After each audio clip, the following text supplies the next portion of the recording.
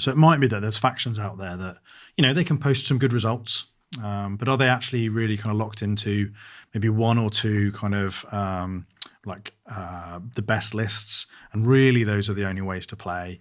Or is it particular data sheets that are really prevalent in those factions, and there's other things that are kind of gathering dust and being a bit sad on the shelf? So it's also an opportunity for the designers to have a look at what, I don't know, Adeptus Mechanicus are doing okay now. They were struggling in the early days of the edition, but actually their overall win rate's pretty good. Is that actually propped up by a couple of particular units? Do we want to try and increase the diversity across those? We want all of the miniatures in people's collections to be cool and fun on the battlefield and see some battle. You don't want them to be kind of languishing in a figure cabinet somewhere, watching from the sidelines. That video, at the time of recording, just about over 2 months ago, features studio developer of Warhammer 40,000, Stu Black, calling out by name that Admech needs fixes. And yet, with the data slate released just earlier this week, we got absolutely nothing. So, how did we get here? What is up, everybody? Welcome back to Toast Hammer. This is a little bit of a different episode, as you may have guessed from the extended cold open there. So what is going on? Well, earlier this week, the January data slate dropped. Finally, after sort of some confusion about when it would release and a supposed or rumored delay, we finally got our grubby little mittens on it. And for a lot of factions, it was quite good. There was an entire new detachment for Drukhari. Custodes got several well-needed and much-needed buffs to their characters and weapons and things like that. And Admech, well, we got diddly squat. Literally no changes at all. In fact, some of our previous changes were removed because of the codex, but still. Well, I have finally extricated myself from the salt mines that the Admech Discord has become. Down here, salt is a way of life. Obviously, the environment down here is all salt. The ceiling's salt, the floor is salt, the walls are salt, and to an extent, the air is salt. And you breathe that in, and you can constantly taste the salt. To try and get to the bottom of why this has happened, a lot of people are quick to point out, and rightfully so, that the Necron update didn't exist either.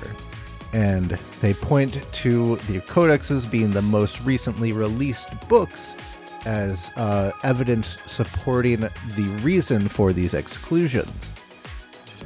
However, this video was broadcast just days before the Necron and Admech codexes went on pre-order.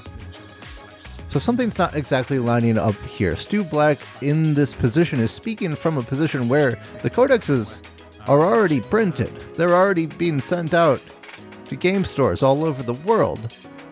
That is done. He's speaking as a person with full information of what is inside those codexes and is still making these claims. So what gives? And what can we do about it? A bit of history first. Admech is my only complete army. It's the only army I can play games with of Warhammer 40,000. And since the inception of 10th edition of the game, we have been absolutely dumpstered. Not even necessarily in win rate. There are ways to win with Admech, they just suck. They're not fun to play against, and they're just generally a bad sign of unhealthiness in the game itself.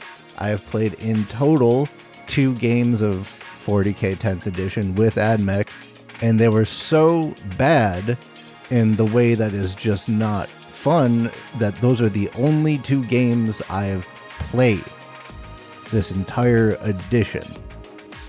For further reinforcement, this isn't just me. Here's what Battle Report legend and Hobnob enjoyer Winter's SEO had to say about this latest slate. Admech is just sad. Yes, Admech is sad. I've tried.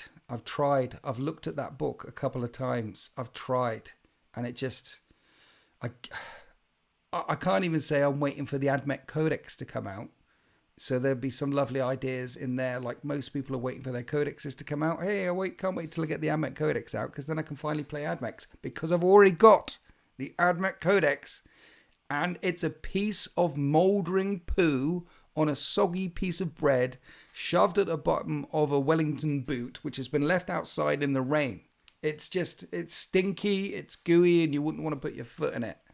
I want to play 10th edition. I think most of the core rules in 10th edition are very good and a very healthy improvement to the core game system itself. But my army is not currently in a playable state. It is broken. And broken things need patches. Every software developer, which is what I do professionally, can tell you that. Now, some people do complain that 6 months is too frequent for updates to a game system.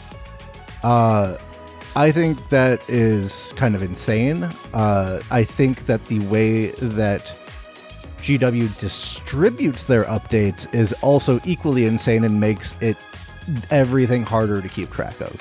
I think there are ways that you can have quick and easily accessible game updates available to all players, but that is not the model that they are choosing, which makes things even harder for how do you pace updates to your game and things like that.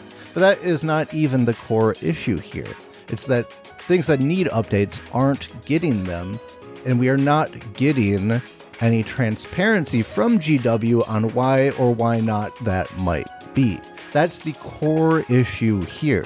Even the release date of the data slate has not been ever stated publicly as far as I know, and there's just a lot of hearsay about when things are usually released and things like that. So when there is an unexpected delay, people who are planning to make videos about said things, like myself and other content creators who I saw make various postings about how the data slate was delayed or they're expecting a data slate, etc. It messes them up.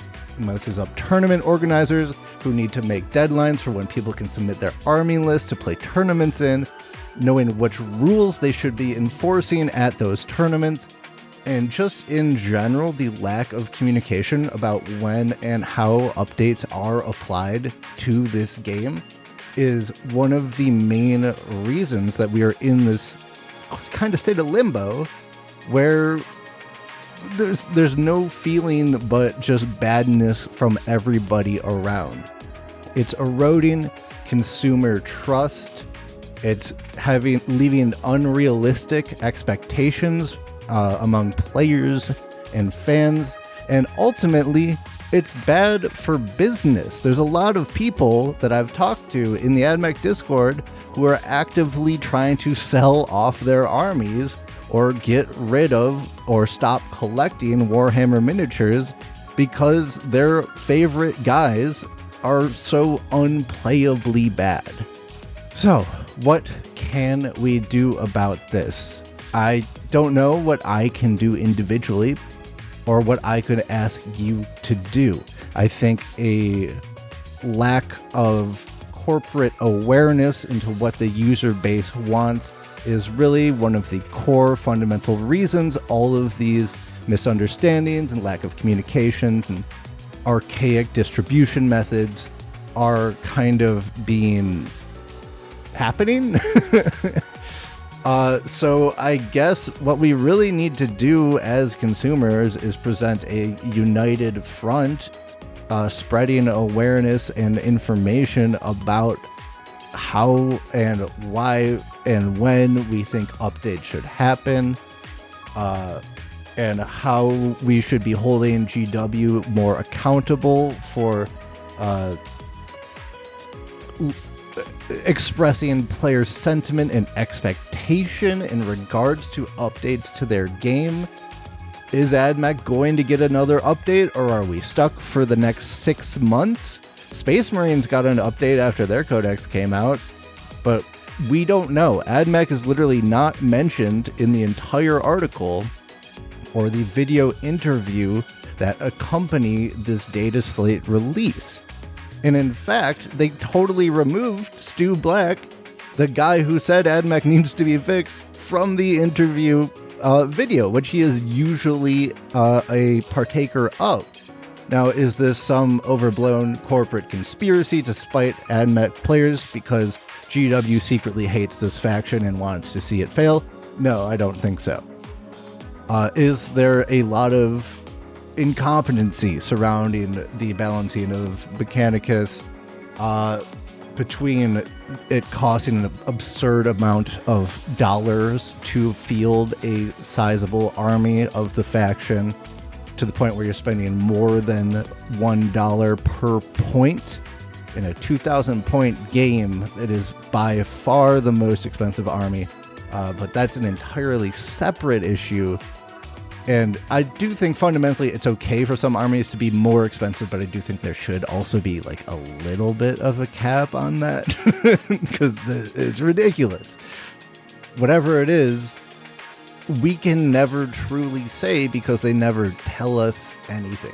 All we can do is make baseless speculation about the state of the industry. And that's what I'm saying here, is this lack of communication is really the biggest issue that we're facing as a player base, not even just in regards to Admech, but in the way that GW handles their players and community by and large. Because it might be Admech this time around, but metas always change. It could be your favorite faction next. But all the scare tactics aside, that was my little rant. The data-slate came out, and I wanted it to be a reaction to that, but there was literally nothing to react to. But if you enjoyed the video anyway, please give it a like.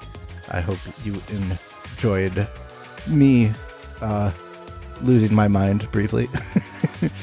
And if you want to see more regular hobby stuff, make sure you hit that subscribe button. We're going to be back with the good old stuff starting next week, hopefully. Let's end this on a good note. Leave a comment below with what you think the best singular change to the new data slate was. What are you excited to see or play as in this edition of 40k? And if you have other further thoughts, maybe something a little bit more nuanced, hey, hit up the Discord. Links in the description and pinned comment below. And I'll see you guys next time. Peace.